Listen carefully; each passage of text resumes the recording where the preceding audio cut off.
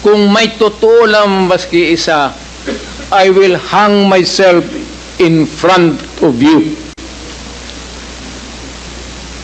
You can summon, I will sign a waiver, all banks, pati yung World Bank ng Amerika. Kung may isang totoo lang nakiting, I will resign and I will ask my daughter to resign and everybody in the family. That is my guarantee. And I will hang myself.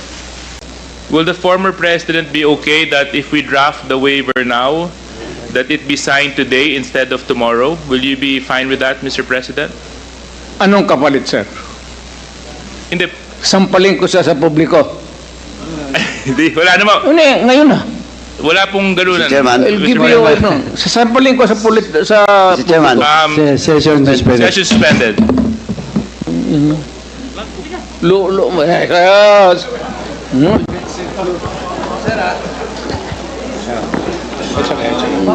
Sabi. Order, please. Order. Sige, go ahead, Mr. Trillanes. So, ito po ang sige, doon po sa mga unang slides muna. Ayan. So, ito po yung mga bank accounts na nakalap ko po ito noong 2016.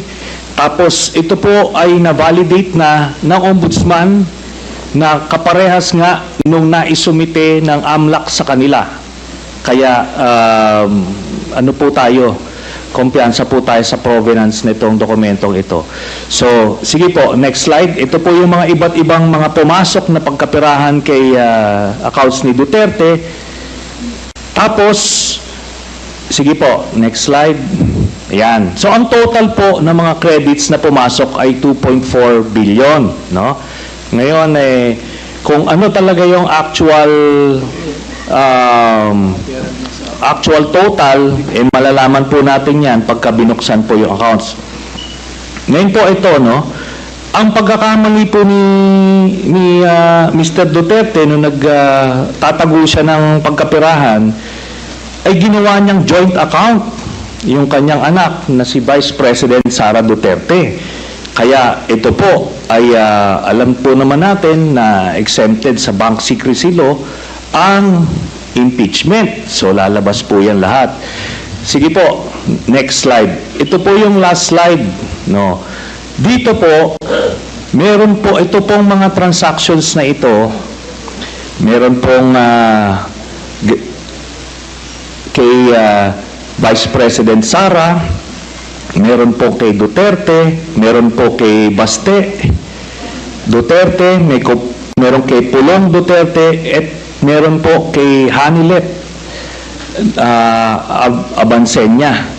Ito pong mga ito ay mga managers checks under their name na ang origin po ng account ay yung isa dun sa mga drug lords na minention ni Las Cañas na si Sammy Uy.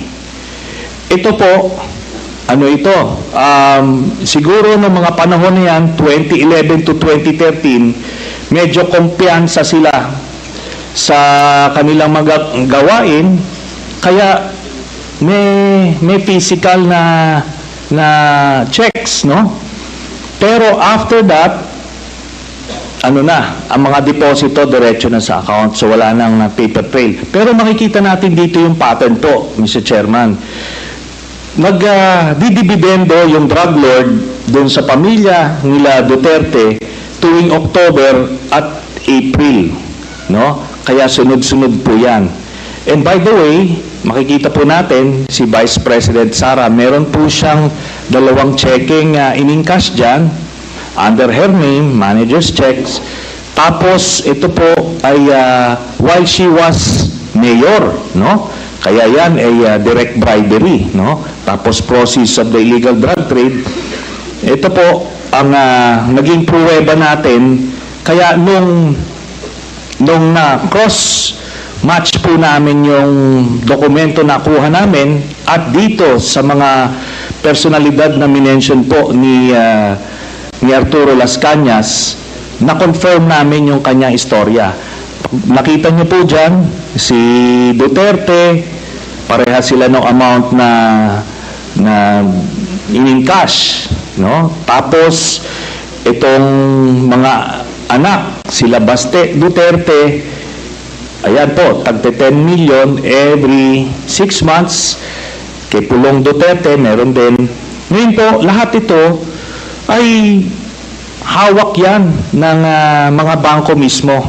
Meron silang physical copy, meron silang soft copy netong mga sinasabi na ito. Kaya hindi po yan pwedeng i-deny lang kasi alam naman natin yung mga estilo ni Duterte, mag-a-admit konti pero magde-deny to confuse everyone. Pero ito po yung smoking gun, Mr. Chairman. So, yan po, we concluded na peke talaga ito. Ginagawa niya yung war on drugs para proteksyonan niya yung sindikato niya na sina Michael Yang, Sammy Uy at Charlie Tan. So, kaya po nung sa Davao pa lang pinapatay po nila yung kompetensya. Tapos nung sila na ang presidente, ginawa nilang National Death Squad, ano, yung nangyari. Tapos si Leonardo nga po yung ginawa niyang point person. Tapos yung drug list na sinasabi ni Duterte, merong legitimate mga personalities doon, galing doon sa mga iba't ibang ahensya. Pero pag may kailangan silang isingit na mga kalaban nila sa drug business, sinisingit po nila doon. Kaya nga may mga tinutumba na mga involved din sa illegal drugs kasi kompetensya nila yon sa distribution. Kaya yan po lahat na yan ay napagtagpi-tagpi namin.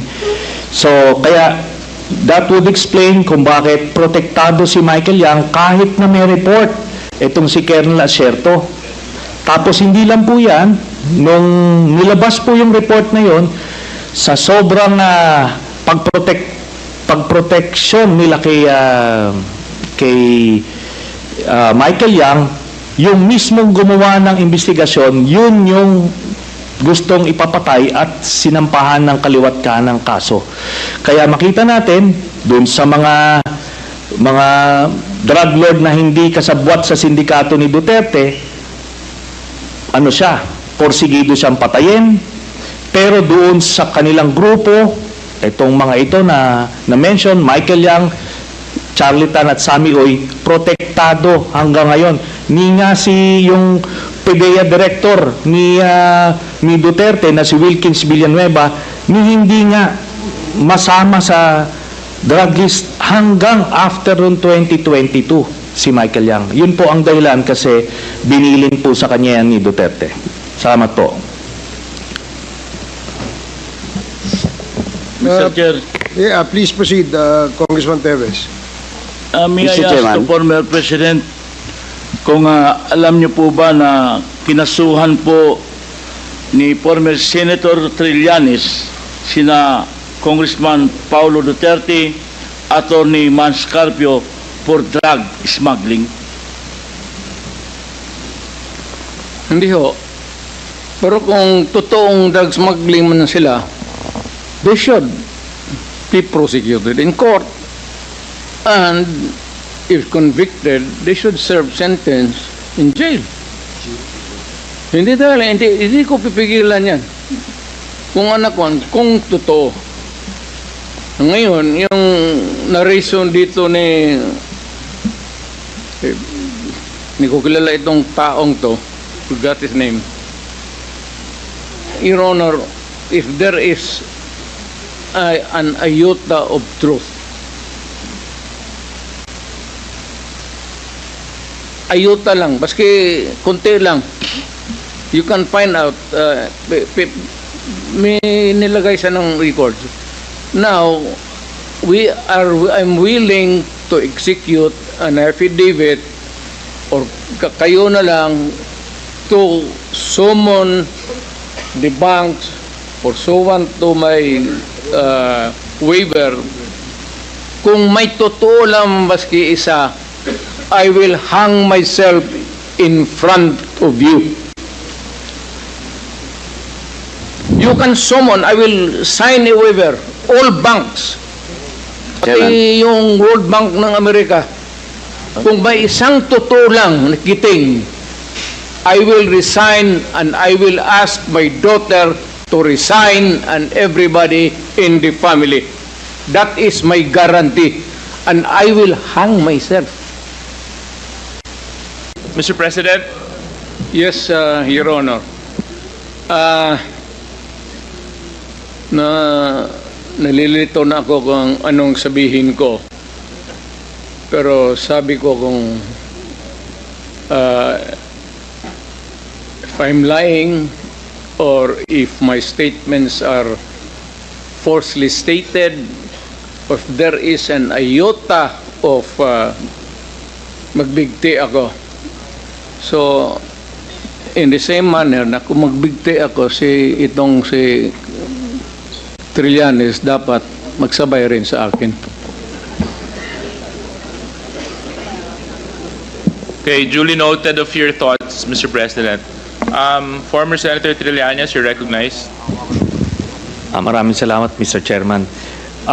Ito pong dokumentong ito po yung naging basis ko nung plunder case na final ko kay Duterte noong 2016. At ito po ay inimbestigahan ng Ombudsman at ang Deputy Ombudsman Arthur Carandang, and I think the Quadcom can invite him. Siya ang nag-conduct ng investigation. Humingi siya ng dokumento sa AMLAC at kinonfirm niya. And because of that, tinanggal ni Duterte si Deputy Ombudsman. Now, aside from that, so pwede natin, suggested by Chairman Paduano, na yung AMLAC mismo, unless, since hindi naman na siya incumbent, pwedeng ma-access yun with the waiver. Pero we've been there before. Nagsabi na yan siya na magbibigay siya ng waiver. Puro bluff yan. Pero hindi, kaya nga mas maganda kung ma-draft na po natin yan ngayon para papirmahan niya yan dito, no? Para wala nang alibay. Pero ito po, I'll be presenting later on, Mr. Chairman, a video of his actual admission of these accounts. No? So, ito naman pong mga cheque na in-encash, in-extract lang namin from that long list. Mga managers checks po yan, hindi nawawala sa system po yan. And later on, exempted sa impeachment cases, kaya pwede po lumabas yan, ipepresenta po yan. That's the smoking gun ng proceeds of the illegal drug trade ng Duterte crime family. Salamat po, Chair. Thank you very much, Sir, former I have Senator to respond Trillanes. to it. This Former guy President, is with all due respect, I'll have to follow the rules. Yeah. I will give you time later, Mr. President. I will give you time later. Just so that we can put to rest this issue of waivers, because it's been going back and forth.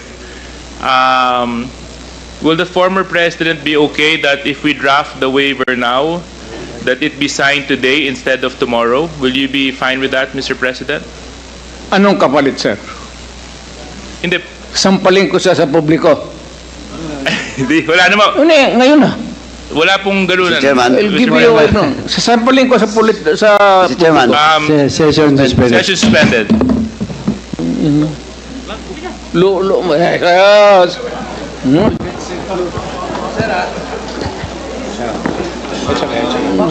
Sabi Order, please. Order.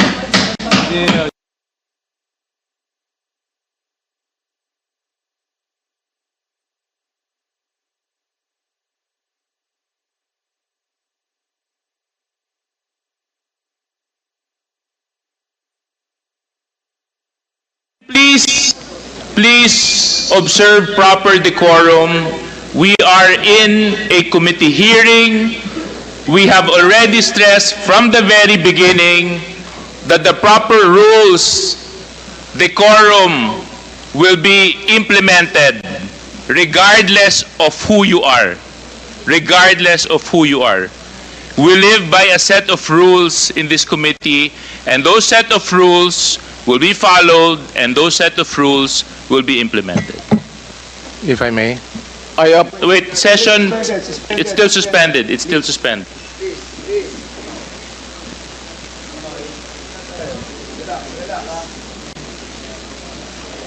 Just so that we can put to rest this issue of waivers, because it's been going back and forth. Will the former president be okay that if we draft the waiver now, that it be signed today instead of tomorrow? Will you be fine with that, Mr. President? Anong kapalit, sir? Hindi, Sampalin ko siya sa publiko. hindi, wala naman. Ngayon na. Wala pong ganunan. Chairman. I'll give you a waiver. Sampalin ko sa Mr. Chairman. Session suspended. Session suspended.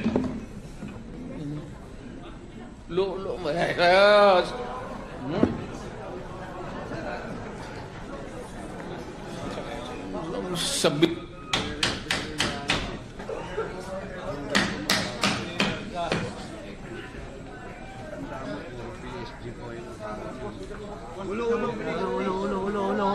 Ulo muna, huwag mo na tatawid. Wala mo na tatawid. Ulo. Can we please observe proper decorum? We are in a committee hearing. We have already stressed from the very beginning that the proper rules, decorum, will be implemented regardless of who you are. Regardless of who you are. We live by a set of rules in this committee, and those set of rules will be followed, and those set of rules will be implemented. If I may. Wait, session, it's still suspended. It's still suspended.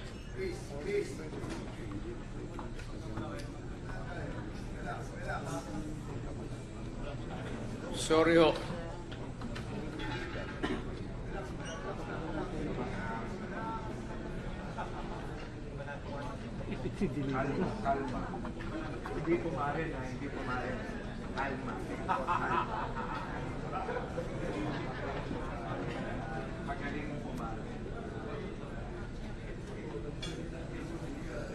If I may, Mr. Chair.